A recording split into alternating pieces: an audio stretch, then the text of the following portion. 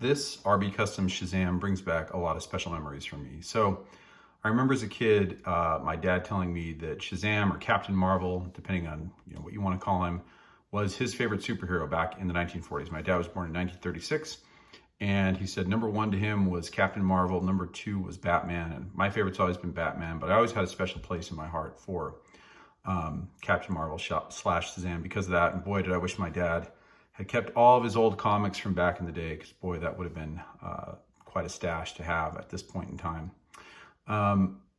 But always loved this character because of that. And I still remember in 1986, was, I think excited when I saw him in the store for the first time. I hadn't seen any of the figures from the new line. I saw Shazam. Was very excited to pick him up and looked on the back immediately to see whether characters were available after, sort of an okay but subpar 1985, second year of the Superpowers line, and was pretty disappointed with the rest of the lineup that we got on the third wave. But, Shazam absolutely wanted to get, Mr. Miracle wanted to get, Cyborg wanted to get that character, and managed to get all three of those. I think I even ended up getting Samurai and Orion. Never to get Mr. Freeze, and still regret that a little bit. But Shazam, this was really my first figure from that third line. So I saw the one that Roan Bella had done a couple of years ago, and it's probably been a couple of years now, and realized I had to get that at some point. So as many of you know who've been watching previous reviews, I'm pretty heavy right now on Justice League International. Excited about a lot of the buzz that's been created about it lately in both the comics, and there's been a little bit of buzz from James Gunn teasing it maybe for the future of what's happening with DC. We don't know that for sure, but hopes are there.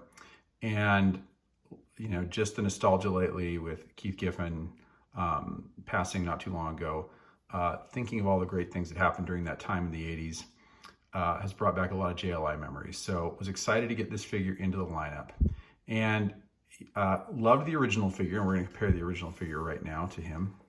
And what was really interesting, I didn't notice, but as I started to really get more into scale comparison, I didn't notice this at the time, but Shazam was pretty undersized compared to what he should have been. So Shazam in the comics at that time, this is sort of, still using the original style guide and still using kind of Who's Who as a reference. The original Who's Who before the updates, Shazam was considered to be about 6'4" in height. And really this version of him comes out to be about 5'11" or 6 feet tall if you compare him to the other characters. So, but it was still really cool at the time. Again, you get a pretty darn good looking figure, this very good likeness of Shazam, had the eyebrows, the CC Beck sort of translated eyebrows that made it to the Jose Luis Garcia Lopez design. Had a lot of fun with this character. Loved the cape and the clasp that we got with it, even though it's a little bit unwieldy sometimes. But, really wanted to get this sort of new version from Roan Bella. So this is built from a Superman base. And, with all of Roan's work, he does a lot with design and sculpting and painting that a lot of us mere humans, just don't know how to do. But, and I had to actually make a couple of decisions, because I could have asked Roan to go full gold or full yellow. And yes, I'm one of those people that loves metallics. I know some people hate that if you're a comic purist. I do like my metallics, and could have gone sort of one way or the other, and just decided to go with the mix, which is his regular, the regular version that he created. And love the result. Love everything about it. So this one gets him to the proper height, and I'll compare him to Superman in just a minute. And as you know, I'm really big on scale. I just want these to be scaled correctly, proportionately. That doesn't come out very often. So Superman is about 6'2", and Shazam scales just a nudge above him and his head. So perfect. That gives us 6'3". Superman is 6'3", Shazam here, Captain Marvel 6'4". I think I said 6'2", so I apologize. Scale's just a hair over Superman, so perfect. And he kind of perfectly captures that sort of Kevin Maguire-esque innocence that the character brings to life in Justice League International. For those of you who remember at the time, that was really the first time that Captain Marvel was portrayed as not having an adult human being when he transformed, or having an adult personality when he transformed into Shazam. He maintained the kid personality. So, sort of like Big with superpowers, if you've ever seen the movie. And that's, I believe, the premise they used for the Shazam movie that came out a few years ago. but has that sort of Kevin McGuire doe-eyed innocence in the eyes, and love the eyes, love the look on the face.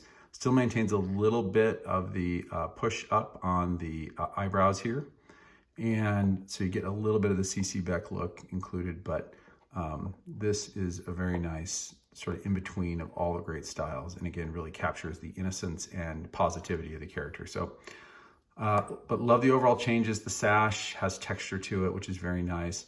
The lightning bolt perfectly painted. You can see the gold metallics here used for the gauntlets, and the boots have been stylized and painted in the right way so that you've got the flaps here, and you actually have the nice dotted lines painted onto it that show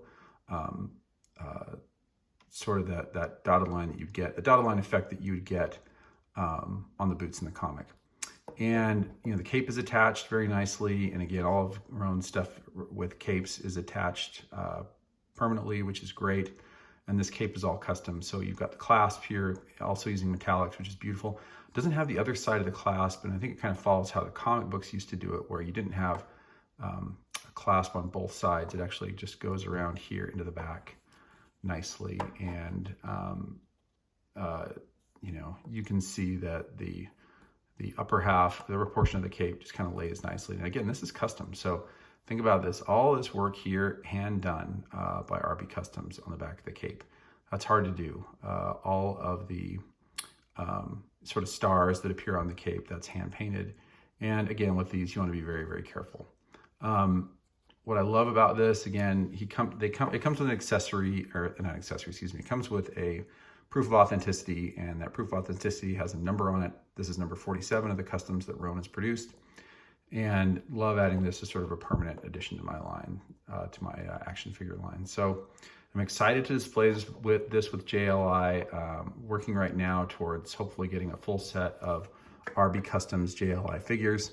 And again, Shazam being a key part of that. So lots of great memories here, very exciting to be able to add this figure and just appreciate and love the look of it. I didn't really comment too much on the red, but it is a stark difference from the original character. This is a very light sort of vermilion red on the original Shazam, and you have this sort of deep tone, darker matte red on this Shazam, which really makes the detail jump. So love it, love the addition to the line, and feel free to leave your comments or questions below and subscribe to the channel. Thanks, bye.